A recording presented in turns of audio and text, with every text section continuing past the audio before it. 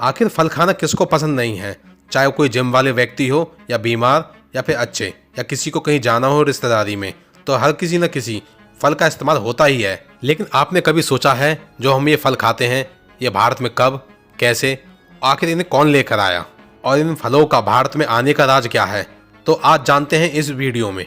दोस्तों video skip ना करें, वीडियो को पूरी देखें क्योंकि ऐसी जानकारी आपको और कहीं नहीं मिलेगी। वीडियो को शुरू करने से पहले हमारे चैनल को सब्सक्राइब कर लें और बेल आइकन दबा दें जिससे मेरी वीडियो आपके पास सबसे पहले आए। और वीडियो को लाइक शेयर करना भूलें। तो चलिए शुरू करते हैं आज की वीडियो। आखिर पपीता तो हर किसी ने खाया होगा। पपीते की उत्पत्ति मध्य अमेरिका में मानी जाती है।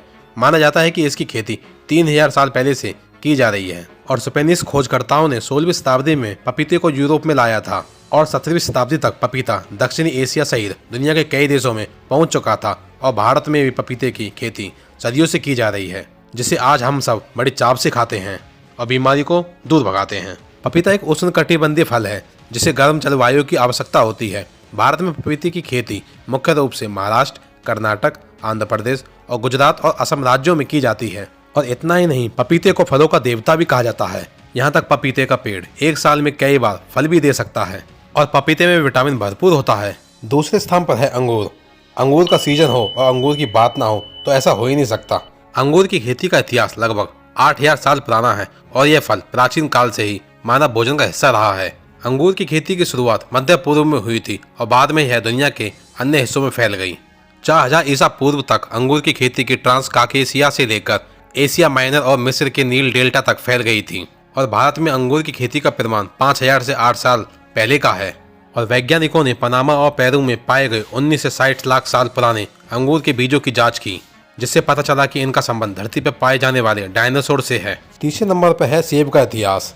सेब का इतिहास भी 10,000 साल पहले मध्य एशिया के तिहानसान पहाड़ों में इसकी खेती शुरू हुई थी, जहाँ से यह धीरे धीरे दुनिया के अन्य हिस्सों में फैल गया। सेब की उत्पत्ति मध्य एशिया के कजाकिस्तान में हुई, जहाँ जंगली सेब का पेड़ पाया जाता था। लगभग 10,000 साल पहले मनुष्यों ने इन सेबों की खेती शुरू की और वे सिल्क रोड के माध्यम से यूरोप और अन्य क्षेत्रों में फैल गए। और प्राचीन मिस्र और यूनान और रोम में सेब को उगाया और खाया भी जाता था। और इतना ही नहीं, आप यकीन नहीं मानेंगे, प्राचीन सेब आज सेबों की तुलना में काफ़ी छोटे और कड़वे होते थे और आज सेब दुनिया भर में उगाए जाते हैं, जिसे हम बड़े चाव से खाते हैं। इस वीडियो में अगला इतिहास है केले का। यह दक्षिणी पूर्व एशिया और विशेषकर मलेशिया, इंडोनेशिया और फिलीपींस से जुड़ा है, जहाँ जंगली केले की कई किस्में पाई जाती हैं। आज भी माना जाता है कि यात्रा और व्यापार के माध्यम से यह फल एशिया और फिर अफ्रीका में फैला था। केले को भारत में लगभग 6000 ईसा पूर्व में लाया गया था और केला दुनिया भर में एक महत्वपूर्ण फल वाली फसल मानी जाती है, खासकर विकासशील देशों में जहाँ यह एक महत्वपूर्ण स्रोत प्रदान करता है। और केला भारत में आम के बाद दूसरी सबसे फल वाली महत्वपूर्ण फसल है। गर्मियों का मौसम हो तो संतरा किसको पसंद नहीं। संतरे का इतिहास भी काफी प्राचीन है, जिसकी उत्पत्ति दक्षिणी चीन, पूर्वोत्तर भारत में और म्यांमार में हुई थी और इसका पहला उल्लेख 314 ईसा पूर्व चीनी साहित्य में भी मिलता है। 16वीं शताब्दी में पुर्तगाली इसे यूरोप लेकर आई, जहाँ से यह दुनिया के अन्य हिस्सों में फैल गया। और ऐसा माना जाता है कि भारत और अफ्रीका में कैप ऑफ गुड होप को जोड़ने वाला व्यापार मार्ग संतरे की वजह से ही विकसित हुआ था, जिसे यूरोप में संतरे की खेती 17वीं शताब्दी तक एक प्रतिष्ठा की वस्तु बन गई थी। और आज भारत, ब्राजील और चीन, अमेरिका नारंगी के सबसे बड़े उत्पादक देशों में शामिल हैं। और भारत में इसे संस्कृत में नारंग कहा जाता था, जिसे बाद में इसे नारंगी शब्द बना। इस वीडियो में अनानास यानी कि पाइनएप्पल का भी अपना अलग ही इतिहास है। कहते हैं जब ये पाइनएप्पल भारत में पहली बार आया था तो लोग इसे लोन लेकर खरीदते थे और बड़े चाव से अमीर लोग इसे खाते थे। लेकिन दिन ब दिन भारत में इसकी खेती ज्यादा होने से इसके रेट गिरते गए। यह एक उष्णकटिबंधीय फल है जिसकी उत्पत्ति दक्षिणी ब्राजील और पैराग्वे में हुई थी, जिसे क्रिस्टोफर कोलंबस ने 1493 में इसे ब्राजील में खोजा था। और यह फल पहले ही मूल अमेरिकियों के आहार का हिस्सा था। जैसे हमारे भारत में आम को राजा माना जाता है, ऐसे ही अनानास को ब्रिटिश साम्राज्य में फलों का राजा माना जाता था और आज के समय में अनानास को दुनिया भर में उगाया जाता है। इस वीडियो में अगला इतिहास है अमरूद का। अमरूद का सीजन वैसे से चला गया हो, लेकिन इसका इतिहास अभी भी बहुत ही पेचीदा है। यह एक उष्णकटिबंधीय फल है जिसकी उत्पत्ति मैक्सिको और मध्य अमेरिका से हुई है और यह फल भारत में भी लोकप्रिय है, जहाँ इसे 17वीं शताब्दी में पुर्तगाली द्वारा लाया गया था।